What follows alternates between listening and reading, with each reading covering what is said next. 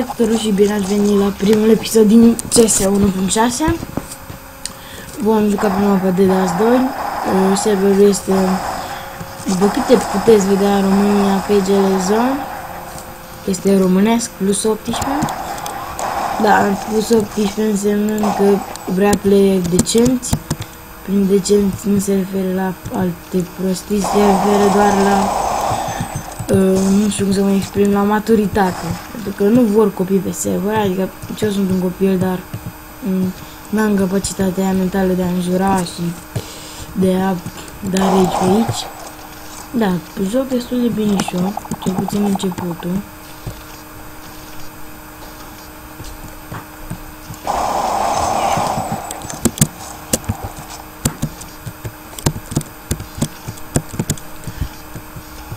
Da, am pus foarte concentrat. Stați puțin. Dăm mâna pe la spate.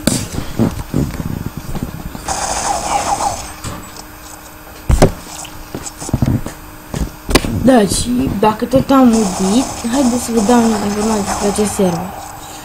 Nu știu dacă v-am mai spus sau dacă ați aflat, avem și o pagină de Facebook. Poate o să o las în descriere, poate nu.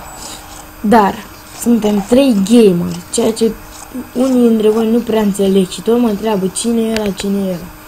Deci nu prea contează cine suntem. Contează în special că suntem 3. Un membru ar fi Ionuț, cel care se ocupă cu intro-urile, cu pozele și așa mai departe. Și eu și cu Cristi, un băiat care până acum n-a postat deloc, pentru că a avut nici probleme.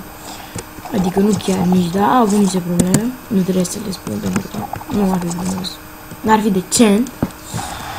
Și da, a avut probleme, n-a putut să vină din păcate, deci îmi pare rău.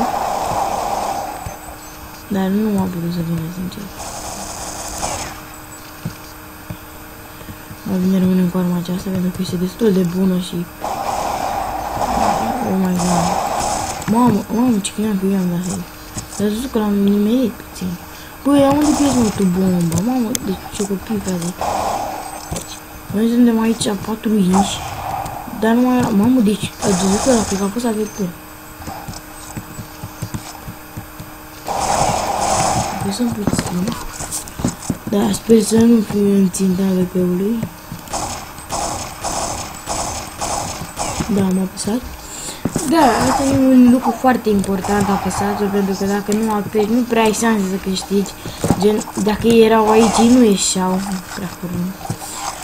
Pentru că nu sunt nici ei prost să iese, pentru că vă dați seama că dacă ieșeau, aveam șanse mai mari noi, sincer, să câștigăm, deoarece erau într-o poziție proastă și...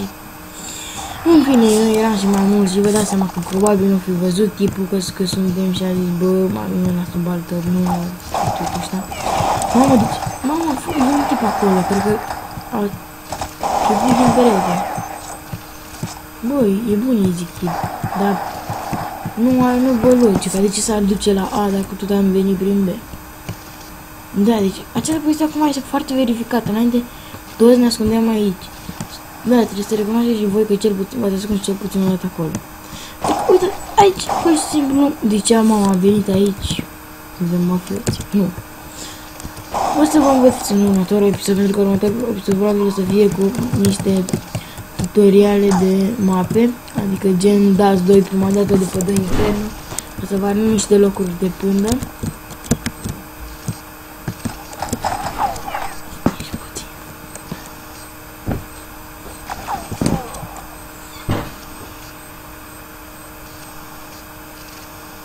Da, am avut o mică problemă. De-aia am stat și AFK. Da, văd că se ceartă băieții pe aici. Da. Câștigăm runda. Am fost AFK, îmi pare rău, dar am avut o mică problemă. Da, calitatea audio. Nu prea știu exact setările bune de la OBS. Pentru că da, cunosc OBS-ul.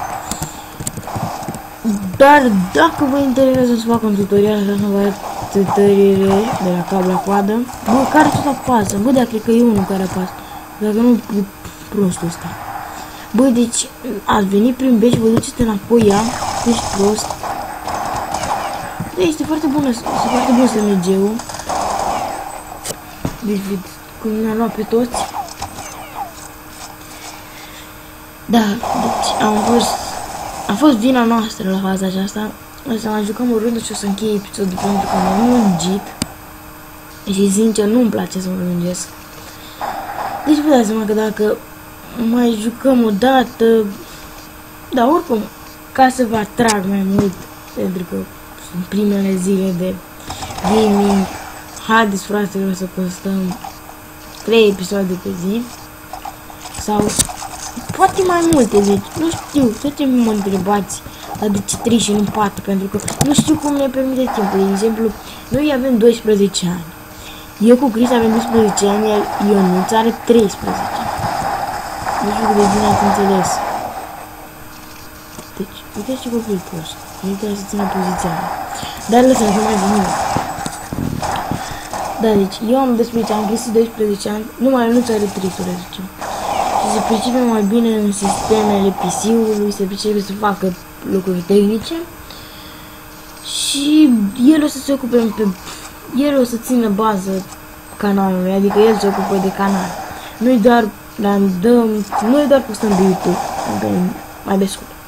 Dar, ce vreau să vă spun este că și Ionuț o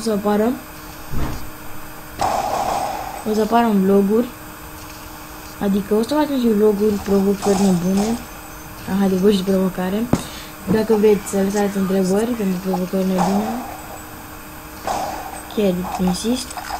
Și cam atât cu acest episod. Nu uitați de like și subscribe. Pa!